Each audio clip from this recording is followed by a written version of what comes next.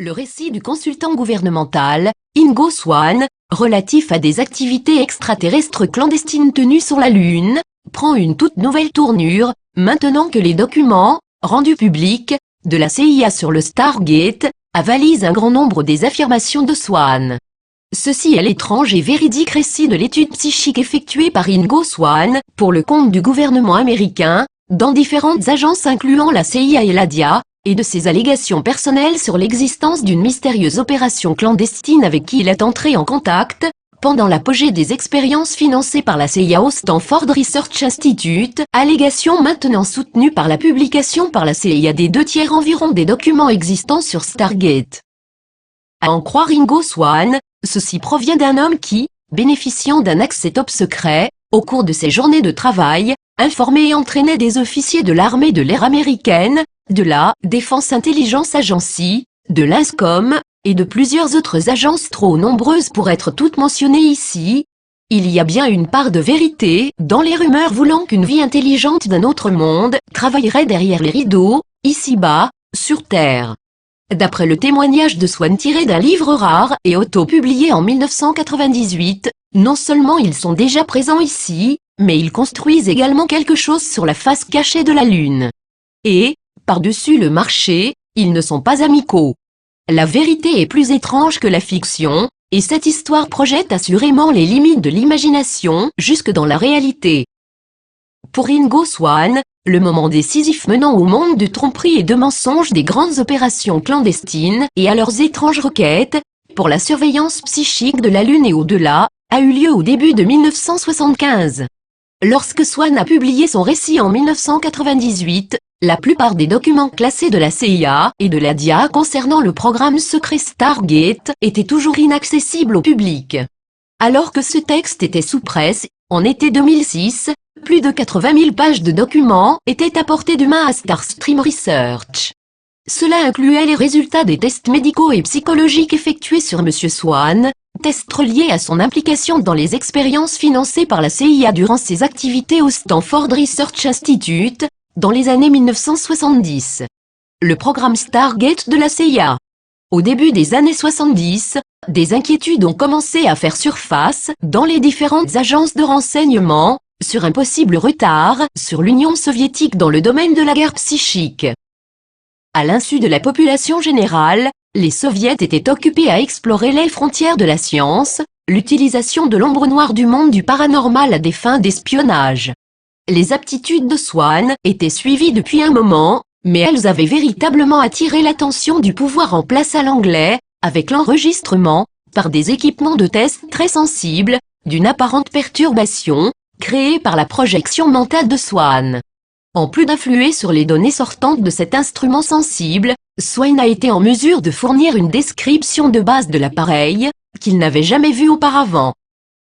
Dans une lettre datée de 27 juin 1972, le Dr Al Puthoff du SRI écrit, sur suggestion de Russell Targ, « Je vous écris au sujet d'une observation faite en laboratoire impliquant un certain Ingo Swann, un artiste de New York. Une intéressante facette du succès de l'expérience est que Ingo a été en mesure de décrire assez bien ce à quoi ressemblait l'intérieur de l'appareil, apparemment à une certaine forme d'observation directe. Même si le nom a été retiré du document, il semble fort probable que le destinataire de cette lettre a été la CIA. Apparemment, une confirmation de l'intérêt du Dr Puthoff pour les interactions mentales de Swann avec l'équipement du test, s'ensuivit peu de temps après. Parmi les documents du Stargate se trouve un mémorandum technique du Stanford Research Institute, SRI, datant du 22 février 1973, préparé par le Dr Al Puthoff et Russell Targ, portant le numéro de contrat 1471 S73, et étiqueté de CIA/or-1416 à 73. Un programme d'analyse de champs biomagnétiques a été lancé en juillet 1972 par une expérience préliminaire avec M. Swann. Dans cette étude, en utilisant un magnétomètre isolé, M. Swann a apparemment démontré la capacité d'augmenter et réduire à volonté le champ magnétique situé à l'intérieur d'un autre champ magnétique superconducteur. Cette expérience faisait usage d'une installation existante et nous avons tout lieu de penser que M. Swann n'avait ni connaissance préalable, que ce soit de l'appareillage, ni connaissance et de notre intention dans cette expérience.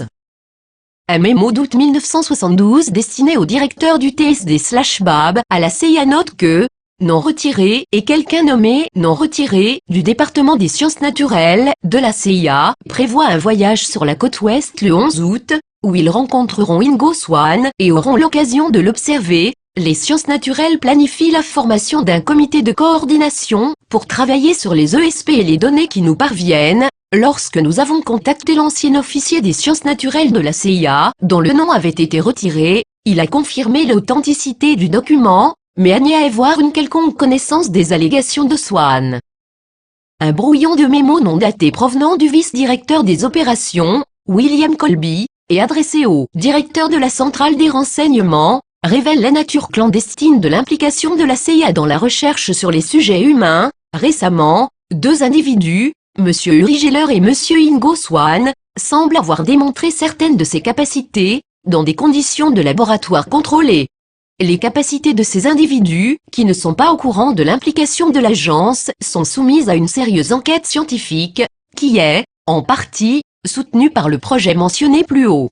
Une source anonyme, travaillant dans l'industrie de l'énergie alternative et des transports, a récemment déclaré que, en fait, ils ont commencé à s'intéresser à Swann, lorsqu'il a vu par Remote Viewing faculté de voir à distance grâce aux aptitudes psychiques certaines de leurs voûtes souterraines secrètes, et ce qu'elles contenaient.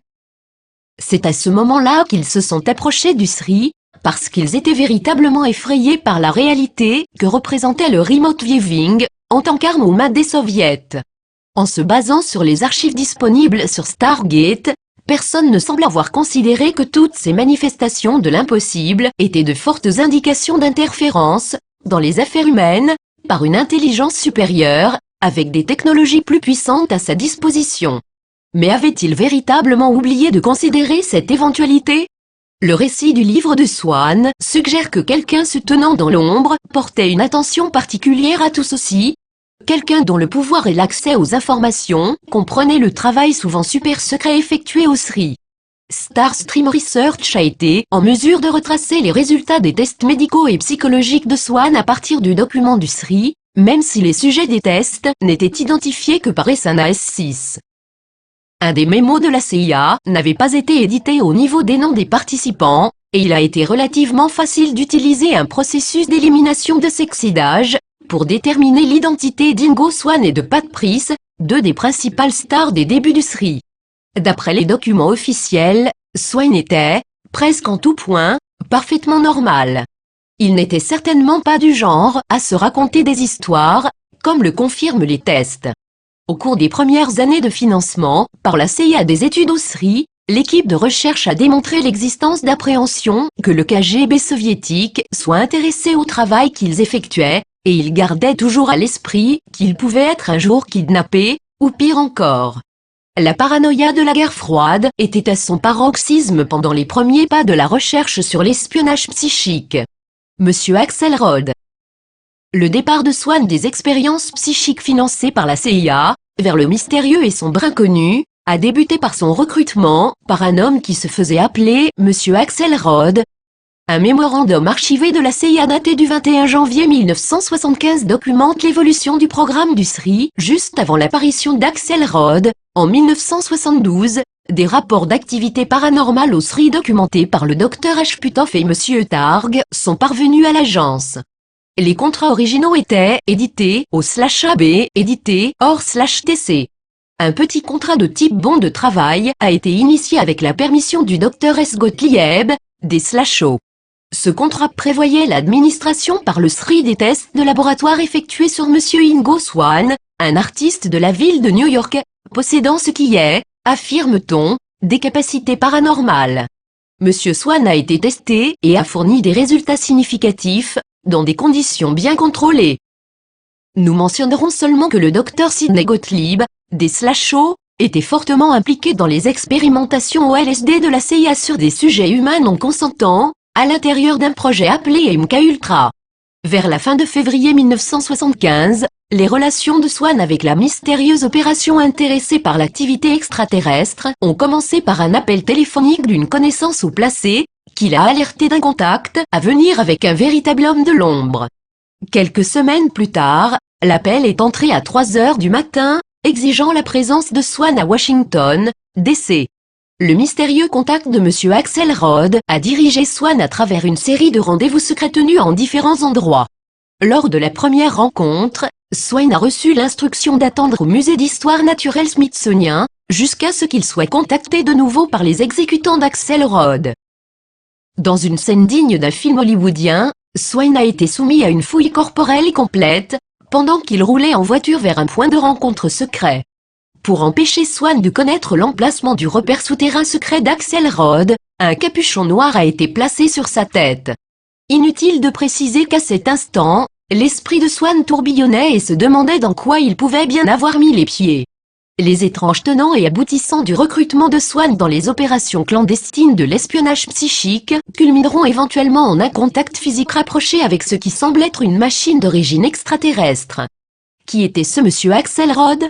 Un groupe légendaire d'initiés gouvernementaux profondément obscurs, mis en lumière par la fuite d'une série de documents, contrairement aux documents du Stargate, qui ont été officiellement rendus publics par la CIA, est connu sous le nom de Majestic. Notre source anonyme s'est interrogée sur la possibilité que le mystérieux monsieur Axelrod de Swann ait été impliqué dans ce soi-disant groupe MJ12 Majestic, que le FBI affirme tout simplement provenir de faux documents qui traitent d'OVNI.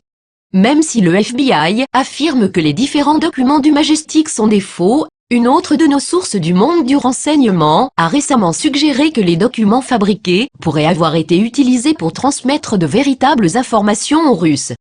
L'entente et les motivations de M. Axelrod pour le recrutement de Swann étaient purement verbales, il n'y avait aucune trace sur papier, pas d'entente de non-divulgation, fournissant d'autres arguments confirmant que le personnel d'Axelrod pourrait avoir été sous une couverture non-officielle, non-official cover, NOC.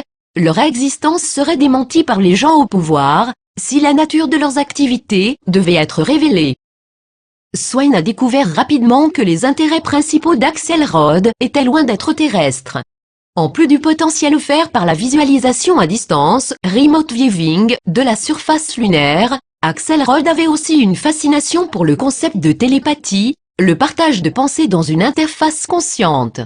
La présomption que la race humaine soit tombée sous le contrôle d'une intelligence supérieure avec des technologies avancées était aussi fortement confirmée par l'exactitude de l'argumentation autour de la simulation. Toute interaction entre une entité naturelle et une intelligence beaucoup plus développée impliquait automatiquement que la simulation faisait maintenant partie du portrait. L'interface entre un esprit humain et un esprit extraterrestre, en tant que scénario complexe de simulation, n'avait pas encore été complètement évaluée dans la littérature financée par la CIA disponible à l'époque. Le développement mental personnel est, en grande partie, un ensemble d'expériences et de simulations basées sur des millions d'années de développement collectif.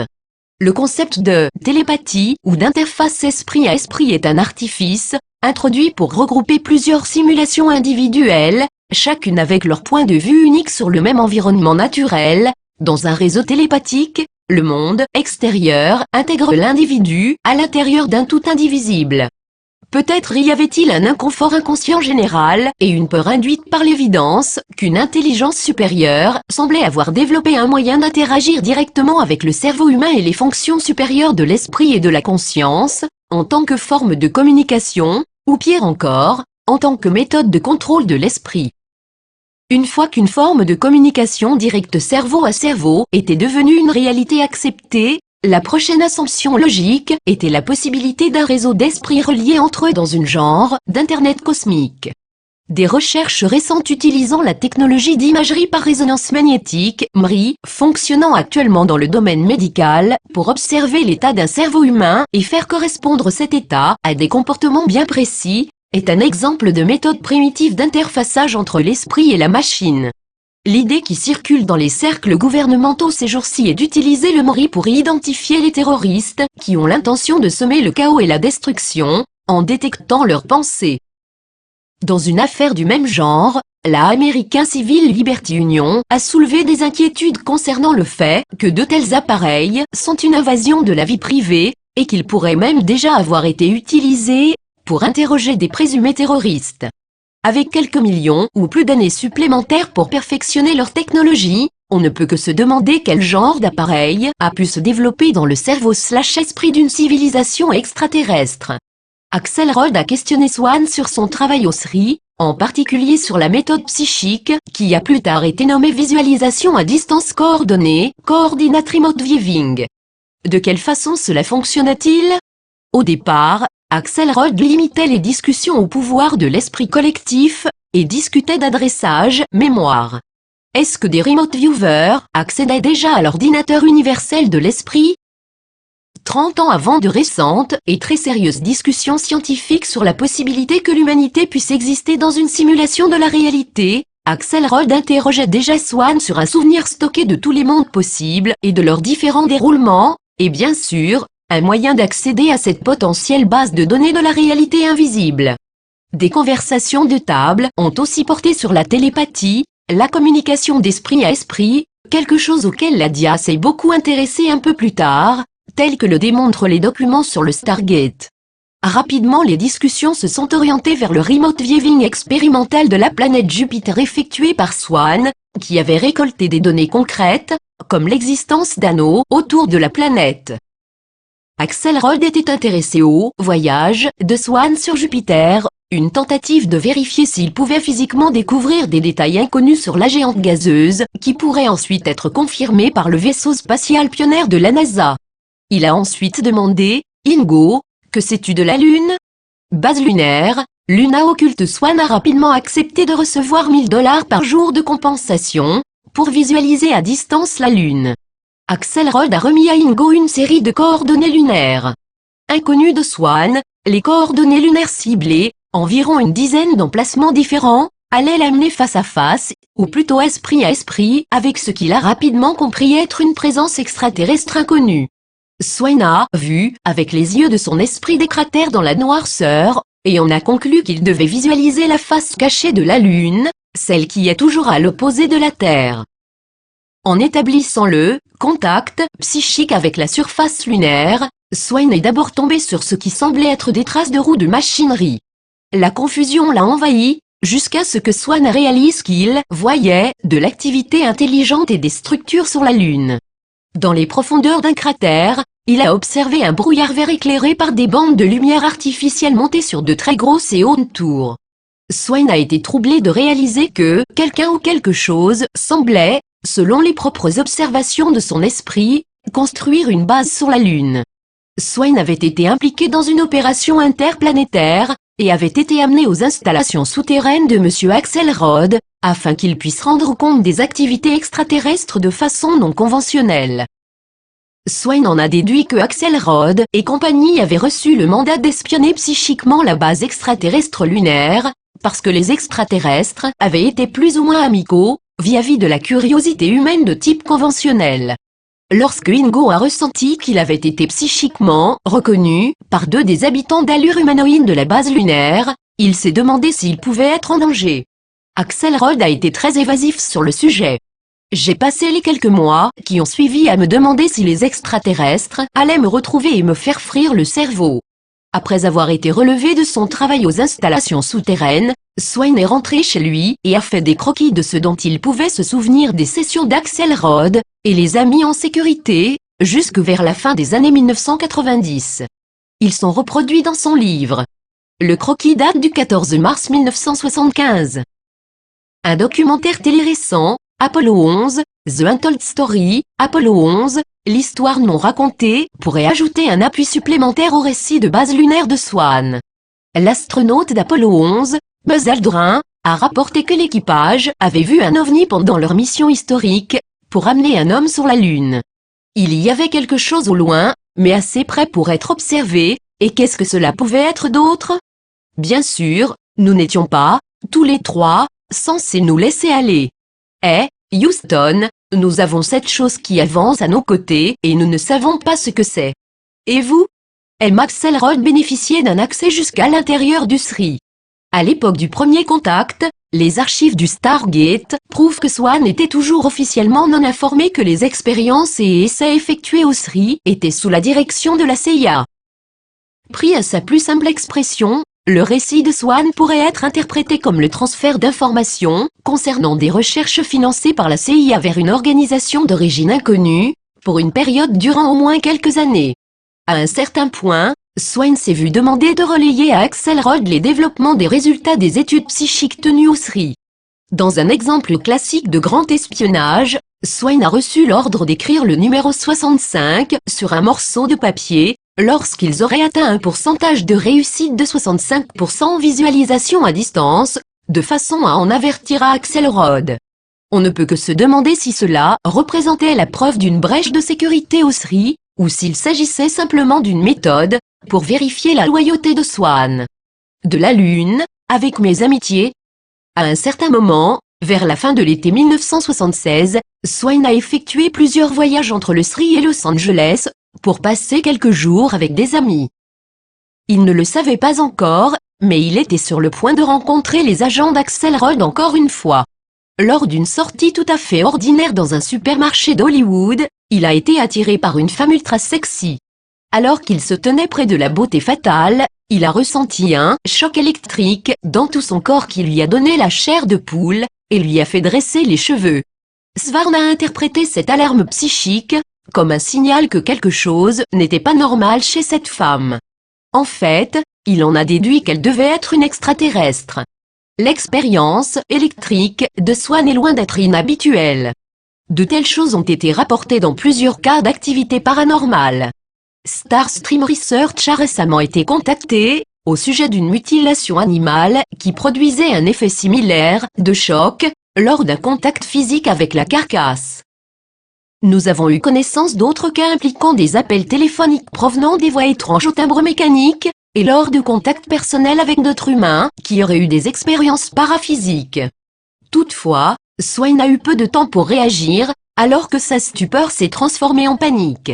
En regardant au bout de l'allée où il se tenait, il a aperçu deux des agents d'Axelrod, de véritables hommes en noir, habillés non pas en veston-cravate comme le personnage joué par Will Smith, mais plutôt comme Arnold Schwarzenegger dans le Terminator, vêtus de jeans noirs, de bottes, et de vestes de cuir. Ils observaient l'étrange femme d'un autre monde.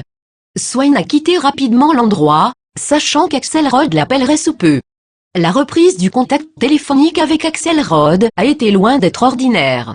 Premièrement, Swann a reçu un mystérieux appel d'une femme agent le dirigeant vers un autre téléphone. L'appel s'est terminé par un silence sec, suggérant que la ligne téléphonique avait été sous écoute et ensuite coupée. Une fois qu'il eut atteint le téléphone désigné, Swann s'est engagé dans une conversation décousue avec Axelrod, lui posant des questions sur l'étrange femme sexy du supermarché.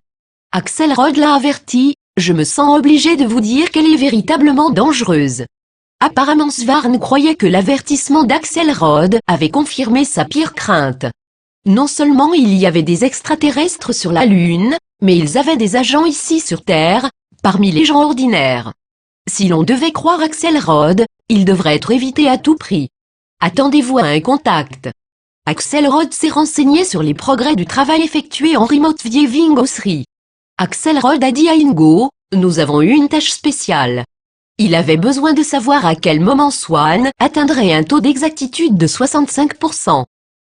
Axelrod a ordonné à Ingo de placer une feuille de papier portant le numéro 65 sous son couvre-bureau, dans une pièce sécurisée au SRI, une fois que le but aura été atteint. Dans son livre, Swann spéculait sur les possibilités. Mais qui était donc cet Axelrod et ses agents / hommes de bras? La CIA, le KGB, le Mossad, le M5, des agents militaires ultra secrets? Et un matin, lorsque j'ai soulevé mon couvre-bureau, mes poils du bras se sont dressés, une nouvelle fois. Le signal, la pièce de papier où était inscrit « 65 » avait disparu. À sa place, se trouvait une poudre fine et poussiéreuse, dans laquelle un doigt avait tracé les mots « Attendez-vous à un contact ». Swann poursuit, plus petit que le résultat du « contact » promis a été que si j'avais encore un quelconque doute sur leur véritable existence, un tel doute allait rapidement se dissiper. J'ai failli me faire tuer pendant le processus. Le contact attendu est venu en juillet 1977, quelques jours après ma découverte du message dans la poussière.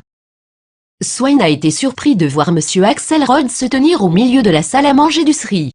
Après un bref entretien avec Axelrod dans les toilettes, Swain a été conduit vers le jeep de Axelrod, qui se trouvait dans le parking. Axelrod a conduit Swann à un Learjet, qui attendait à l'aéroport de San José, et l'a informé de l'éventualité de voir un ovni passablement proche. Après plusieurs heures de vol, l'avion a effectué un atterrissage sans lumière, sur une piste non éclairée. S'ensuivit un trajet en voiture de 2 heures, en plein milieu de montagnes froides et sombres. Swain a remarqué que le camion s'est déplacé, même après l'extinction du moteur du véhicule. Une fois arrivé à destination, Axelrod, Swain et les 2 agents d'Axelrod se sont dirigés à pied vers l'endroit convenu. Axelrod a donné des instructions à Swann. « Contente-toi d'observer, on parlera plus tard, ne bouge pas, sauf instruction de ma part. » Il détecte très facilement la chaleur, le bruit et les mouvements. Swann, Axelrod, et les 2 agents ont observé et attendu. Un brouillard gris a commencé à se lever au-dessus d'un petit lac. Swain était abasourdi à la vue du brouillard soudainement baigné de couleurs lumineuses. Des rayons lumineux mauves, rouges et jaunes étaient silencieusement projetés dans toutes les directions. Puis, tout d'un coup, est apparu un objet devenant de plus en plus visible, au-dessus des eaux du lac. Swain a décrit l'objet comme triangulaire, presque de la forme d'un diamant. Du plus loin qu'il m'en souvienne, la chose ne s'est pas déplacée, elle a grandi à l'endroit exact où elle est apparue. Avec l'arrivée de l'objet, un vent puissant s'est mis à tournoyer dans les airs, causant la chute de plusieurs branches. Swain ajoute que des rayons laser rouge rubis se sont vus tirer par l'engin, qui semblait toujours croître en dimension, même s'il demeurait stationnaire au-dessus du même endroit sur le lac. Swain a estimé la largeur de l'objet une fois complètement visible, à environ 90 pieds de largeur. Des rayons laser ont touché les arbres, et dans la commotion des chutes de pins et des pulsations de basse fréquence, Swain a été mis hors de danger par les agents d'Axelrod. Un rayon a fendu les branches de l'endroit qu'ils avaient quitté en toute urgence, une seconde auparavant. En regardant derrière lui, en quittant les lieux, Swain y jeta un dernier coup d'œil et nota que l'eau du lac était aspirée par l'étrange objet. Swain déclara « J'étais véritablement pétrifié par une terreur que peu de mots peuvent décrire. » À son retour à la piste de décollage, Swain a aperçu un avion de courrier USA-Alaska. Il en a donc déduit qu'il devait se trouver au nord de l'Alaska. Axelrod expliqua « Notre mission va bientôt se terminer, et le travail sera poursuivi par d'autres, pour des raisons stratégiques de sécurité. La semaine prochaine vous serez convoqué pour un examen de santé complet, probablement officiellement en relation avec le statut médical des membres de votre équipe de travail. Nous voulons simplement nous assurer que vous n'avez subi aucun dommage. Les physiciens qui effectueront les examens seront de simples docteurs qui ignorent tout de notre existence. » Swain mentionna qu'il avait subi une blessure à la jambe, alors qu'il regardait l'OVNI. Il nous reste toujours à trouver une quelconque mention de cette information des documents du Stargate. D'après Swann, la dernière fois que j'ai vu M. Axelrod c'était à l'aéroport de San José, et c'est ainsi que se termine mon récit des rencontres avec lui et ses missions extra-souterraines secrètes. Sur le grill et au-delà. Un mémo de la CIA rendu public, relatif à la situation au Sri, en date du 2 novembre 1978 et en provenance de Hal Puthoff affirme, juste une petite note, Swain a maintenant un niveau d'accès top secret auprès du DOD, département de la Défense. En effet, Swain s'était vu plongé dans plusieurs programmes militaires secrets et à accès limité, conséquence des succès de la recherche psychique au Sri. Le moment décisif a été le passage du travail expérimental vers les programmes opérationnels, et les connaissances et aptitudes de Swann allaient devenir la référence pour plusieurs. Dès 1984, il entraîna le personnel militaire pour en faire des espions psychiques de métier. Le rôle de la CIA se transforma de commanditaire majeur et bien informé à celui de client de service, alors que les différents éléments des services militaires du département de la Défense avaient pris la direction des opérations.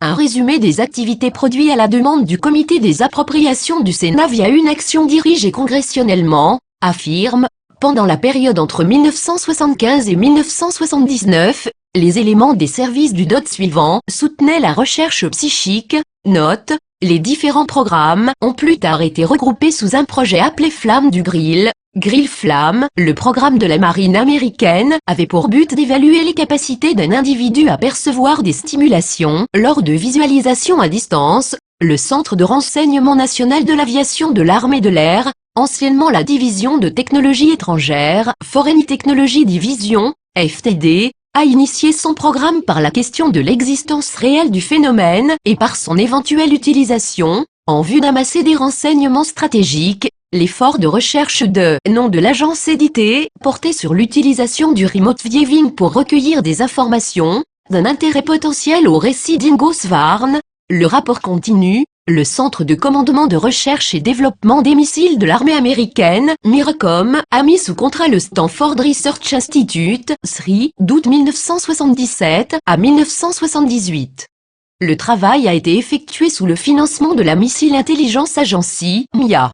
Le but du programme du MIA était de déterminer si certains individus sélectionnés pouvaient interagir avec l'équipement électronique sensible et avoir quelque influence par des moyens mentaux seulement. Curieusement, le programme du MIRCOM a débuté en août 1977, un mois après la rencontre présumée de Swann avec la machine extraterrestre en Alaska. Le principal objet de recherche était les perturbations à distance, communément appelées psychokinésie, ou l'effet de l'esprit sur la matière, qui pourrait être utilisé, d'une certaine manière, pour saboter les systèmes de contrôle des missiles nucléaires. De tous les candidats potentiels testés au SRI, c'est Swann qui a, en toute vraisemblance, réussi à perturber les équipements d'expérimentation sensibles et à visualiser à distance l'intérieur de l'appareil. Le rapport poursuit, de mai à septembre 1979, le SRI a assisté le MIRCOM dans le développement d'équipements ultrasensibles. Pour leurs expériences, les systèmes d'activité analytique du matériel de l'armée, AMSA, ont étendu les grandes lignes de recherche, qui avaient déjà été mises en marche par d'autres organisations. Pendant cette même période, le Centre de commandement de renseignement et de sécurité de l'armée américaine, USASCOM, se demandait si le remote viewing pouvait être utilisé pour l'acquisition de données. Le rapport note également que, à l'époque où étaient impliquées les agences du service du DoD, l'ADIA a aussi fait progresser certains aspects de la psycho-énergétique, visualisation et perturbation de l'esprit à distance. Ces activités s'étaient toutefois cantonnées à des aspects clairement reliés à l'évaluation de menaces et à la collecte de données. L'ADIA a mis sous contrat le SRI pour former des individus à la pratique du remote viewing et à financer des essais avec des experts du remote viewing pour acquérir des renseignements sur d'anciens sites soviétiques d'intérêt opérationnel. Que peut-on déduire en observant de près les différentes agences mentionnées dans les documents officiels, afin de pouvoir identifier M. Axelrod et ses opérations clandestines? Une des possibilités implique les nombreux rapports sur le malfonctionnement des missiles nucléaires, lorsque des UFO se seraient approchés des zones de lancement. Cela, sans aucun doute, équivaut à une brèche importante pour la sécurité nationale. Peut-être y avait-il quelques craintes que la visite des ovnis dans différentes bases aériennes soit reliée aux observations effectuées lors des différentes missions spatiales, comme les récentes révélations alléguant que la présence d'un ovni aurait marqué le déroulement de la mission Apollo 11. Il est possible que les endroits ciblés sur la Lune aient été choisis, en fonction d'observations d'ovnis faites par les astronautes. Il est alors facilement concevable que quelqu'un ait pu décider qu'il valait la peine de tenter de recruter Swann, déjà reconnu pour ses capacités de visualisation à distance, utilisées sur des installations terrestres super secrètes, pour qu'il oriente son esprit vers le paysage lunaire et y observer ce qui peut bien se produire dans l'obscurité. Les fans de la série télévisée The X-Files vous diront que la vérité se trouve ailleurs. Pour l'agent psychique bien réel, Ingo Swann, la vérité est toujours bien présente dans sa tête, et il n'en parle plus maintenant. Note, des informations additionnelles et de la documentation sont disponibles sur le site web de Starstream Research, www.starstreamresearch.com.